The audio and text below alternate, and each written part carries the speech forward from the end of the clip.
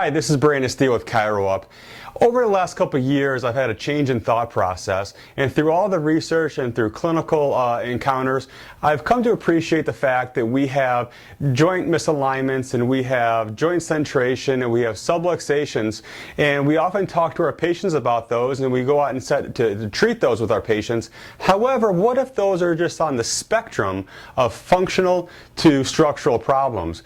And what I mean is that if somebody has a repetitive stress or a bad posture or whatever it is, or whatever their habits are that lead to a pain, we often think of as the joint restriction or the muscles that are causing their pain. But what if those are also just a symptom?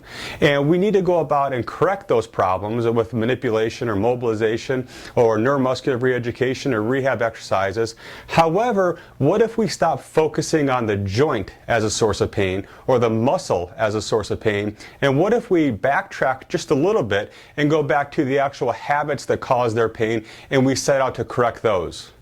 So over the last month, what I did in my clinic is I stopped talking to patients, whether it's in their report of findings or treatment room or their initial evaluations, about their joint findings. Instead, I just talked to them about their actual diagnosis, whether it's a rotator cuff problem or a disc lesion, and I talked to them about that problem and what habits or postures or repetitive stresses they have in their daily life that are causing those problems. And each day we talked about their problem, we talked about their habits, and we set out to correct those habits. And what I found is that people stopped talking about, oh, did that joint pop? Or did they talk about, oh, it feels much better when I leave here? Now they're starting to talk about, hey, I worked on my squatting technique, or I worked on sitting better in my office or in my car, and my pain is going away, or my headaches are decreasing in frequency.